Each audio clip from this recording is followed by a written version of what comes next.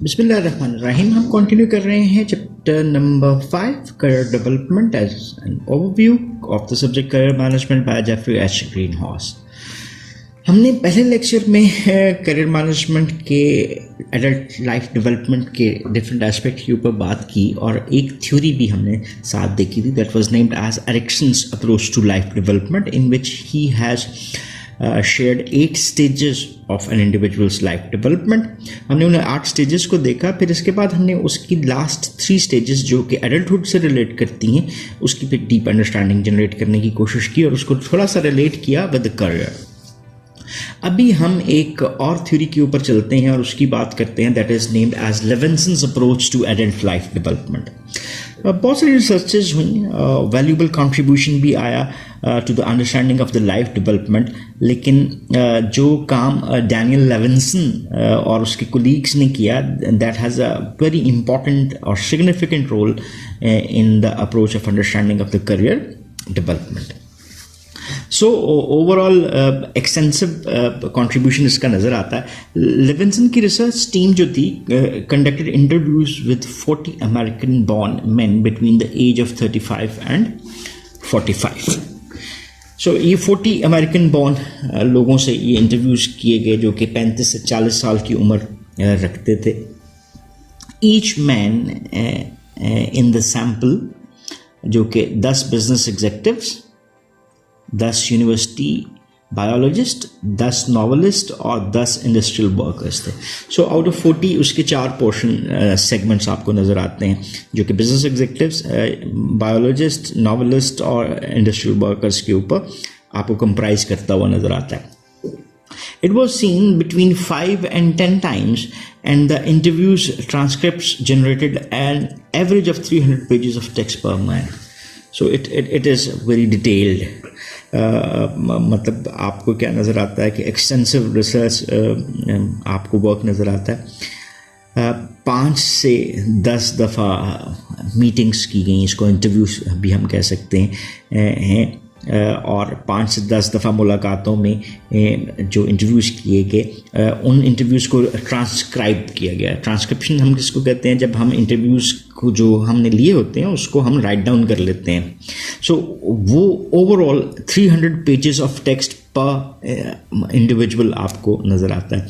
ये biographic interviews it attempted to reconstruct the story of each man's life from childhood to present. So उनकी तमाम सवाने हयात आपको नज़र आती इन इंटरव्यूज़ के हवाले से।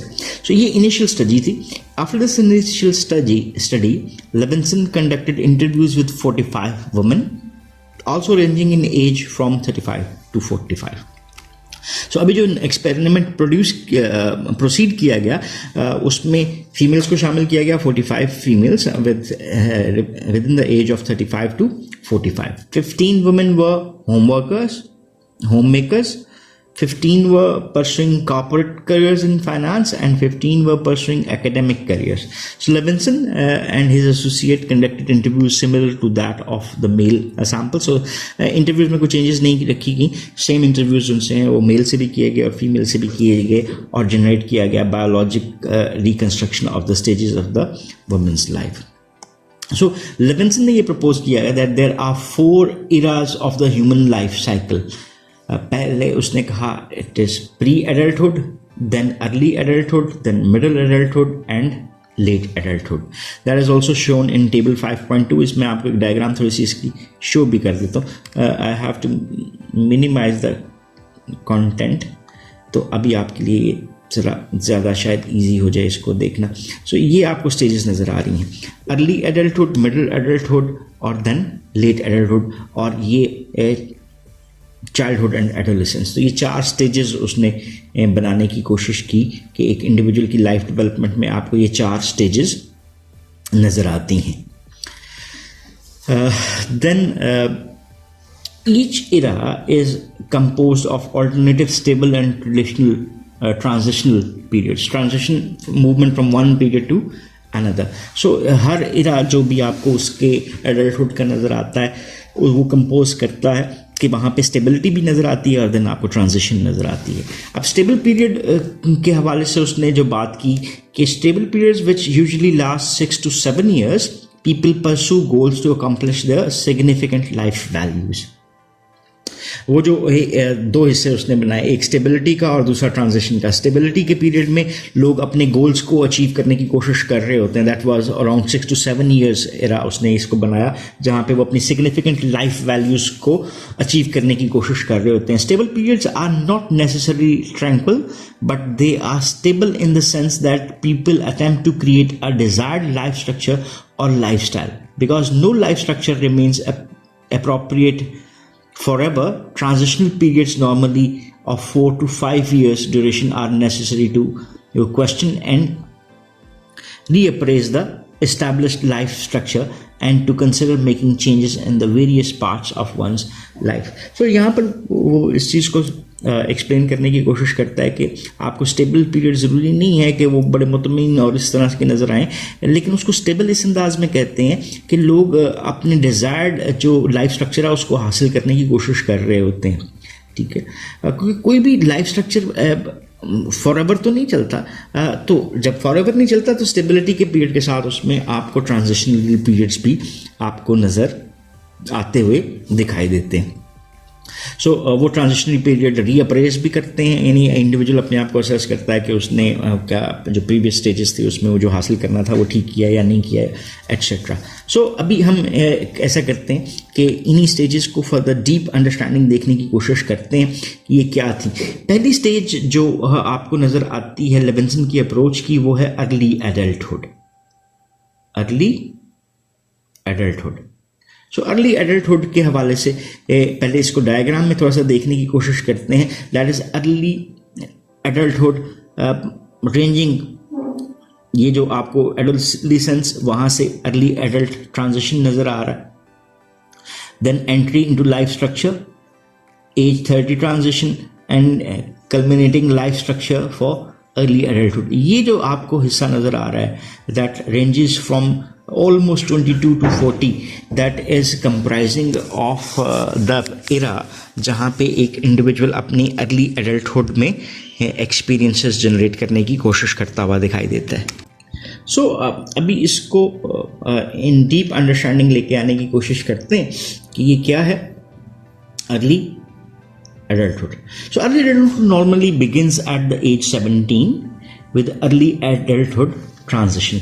So ये तकरीबन 5 years from 17 to 22, that is the transitionary period, जो कि एक स्टेज से दूसरी यानी फर्स्ट स्टेज से सेकंड के ऊपर आता हुआ दिखाई देता है, और basically that ends at the age of 45। यानी ओवरऑल अगर हम बात करें तो 28 years को लेविंसन अपनी रिसर्च में अर्ली एडल्टहुड के मानों में लेता है। With the termination of the midlife transition in the age of 45. So early adulthood transition may from age 17 to 22, people emerge from adolescence and try to create a niche for themselves in adult society. Young adults need to begin the process of separation from their parents, often leaving home and becoming less financially and emotionally dependent on their parents.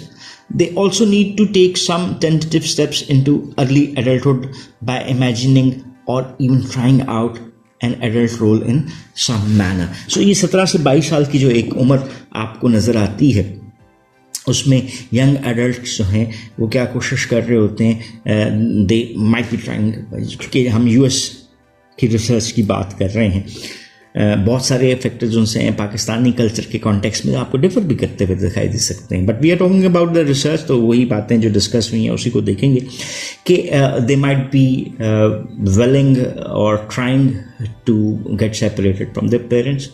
घर छोड़ना, financially और emotionally dependency उसकी निस्बतन कम होना अपने वालिदैन के ऊपर, ये चीज़ें आपको उसमें नज़र आती हैं।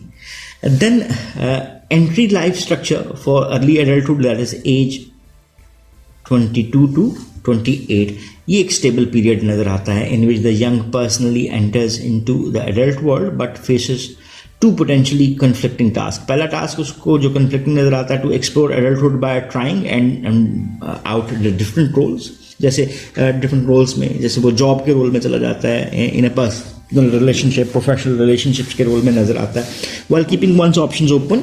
और दूसरा जो आपको कन्फ्लिक्टिंग टास्क नज़र आता है वो है settle down and create a stable life structure. और बाज़ औक़ात लोग जो हैं वो एम्फसाइज करते हैं एक्सप्लोरेटरी टास्क को भी, रियल कमिटमेंट्स नहीं रखते, ना ही लोगों के साथ, ना ही ऑर्गेनाइजेशन के साथ। और बाज़ औक़ात कुछ और लोग जिनसे others form relationships that are expected to endure well into the future. So ये डिपेंड कर रहा होता है इंडिविजुअल के ऊपर। Whatever decisions they are made in this period they are bound to be flaws. So एक early stage है तो यहाँ पर आपको फ्लॉज भी नज़र आते हैं उनके डिसीजन मेकिंग में। सो people who emphasize options and exploration may begin to wonder whether they are capable of developing and maintaining meaningful relationship or not। यही चीज़ वो कहते हैं, रिकॉल करते हैं हम Erikson's need for intimacy during early adulthood. So ये उसके साथ आपको सिमिलर नज़र आ रहा है। People who emphasize stability and commitments to an occupation, a company or another person may wonder whether these commitments were permanent and भी आपको permanent नज़र आती हैं overly constraints as well। So ये आपको कुछ चीज़ें नज़र आई। Then age 30 transition के ऊपर हम अपनी नेक्स्ट बात करते हुए नज़र आते हैं कि एज 30 की ट्रांजिशन में आपको क्या चीज़ें हैं जो कि डिफरेंट अंदाज में नज़र आती दिखाई देती हैं। सो एज 30 की ट्रांजिशन में which is around about ages 28-23, it stimulates a reappraisal of one's current life structure. Reappraisal के एक इंडिविजुअल अपने आप को रीअप्रेज करता है about his achievements. A voice from deep within the self says, if I want to change my life, if there are things in it I want to modify और exclude, or things missing I want to add, I must now make a start, for soon it will be too late.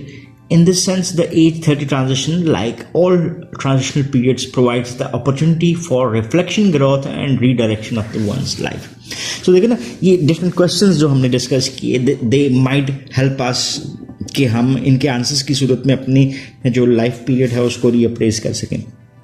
First 3 period जो है comprise करते हैं novice phase of early adulthood in which one is struggling to become a real adult, और major task of the जो beginners भी हम कह सकते हैं phase is to form or redefine and pursue a dream, a powerful view of how one wants to live his or her life. The dream frequently has occupational goals. वो occupational goals क्या हो सकते हैं? Becoming a rich and famous, होना, पैसा कमा लेना, whatever, but it can extend beyond work to one's role in family, community or the larger society as well. So ये तो हमारा आ गया एज 30 की ट्रांजिशन के हवाले से कुछ चीज़ें। So अभी इससे थोड़ा सा आगे चलते हैं। So age 30 transition is followed by the second stable period in early adulthood, that is culminating life structure for early adulthood, ages 33 to 40. A person has 2 major tasks, यहाँ पे जो इस स्टेज के हवाले से आपको नज़र आते हैं। To establish a niche in adulthood society in areas of life like work, family, leisure that are central to the person, or second cheese to make it, that it is to advance along some timetable in an effort to build a better life. So ये 2 basic aspects उसके नज़र आते हैं कि वो एक निश establish करे अपनी एडल्ट सोसाइटी के हवाले से कि वो किसके ऊपर अपने आप को कंसंट्रेट करता हुआ देखना चाहता है। लाइक वर्क हो सकता है, फैमिली हो सकता है, लेयर, उसके बैलेंस की बात हो सकती है। सो ये क्या चीज़ें इंडिविजुअल के लिए सेंट्रल होती हैं, ये वेरी करती हुई दिखाई देती हैं इंडिविजुअल टू इंडिविजुअल। और सेकेंड एस्पेक्ट जो नज़र आता है दैट इज़ द एडवांसमेंट, कि वो अपने आप को एक स्केजुअल में लेकर आ सके ताकि वो एक बेटर लाइफ बना सकता है। सो ट्रेडिशनली जो इसके साथ अमेरिकन कॉन्टेक्स्ट का जिक्र है उसको हम छोड़ देते हैं।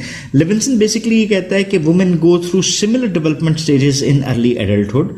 The main issue that plagues women at this stage and throughout their lives is the clash between their the internal traditional homemaker figure and the anti-traditional career woman figure. So ये दो बेसिकली आपको stereotype ही कह लें कि ये चीज़ नज़र आते हैं कि एक खातून का एक रोल कि घर बनाना और दूसरा खातून का एक रोल कि वो एंटी ट्रेडिशनल रोल कह सकते हैं उसको, that is of career woman. So traditional home maker figure is best characterised by June Kleber, the stay-at-home mother in the 1950s.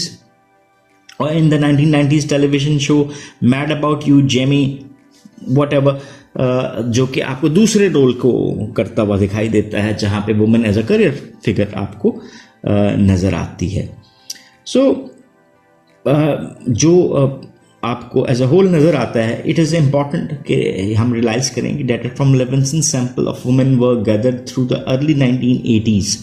So early 80s में चीज़ें थोड़ी सी फ़र्क थी और अब आपको जो ओवरऑल इन्वॉल्वमेंट है लोगों की वो भी लाइफ में आपको डिफरेंट अंदाज में नज़र आती है. So that ends this lecture. Next lecture में हम इसी को कंटिन्यू करेंगे और मिडिल एडल्टहुड और फर्दर इसकी स्टेजेस के ऊपर बात करने की कोशिश करेंगे of the Levinson's approach. So till then, have a nice time. Thank you very much for watching this lecture. If you still have any questions or queries, you can ask in the comment section and we will definitely have to answer those. So once again, thanking you. Have a nice time. Allah Hafiz.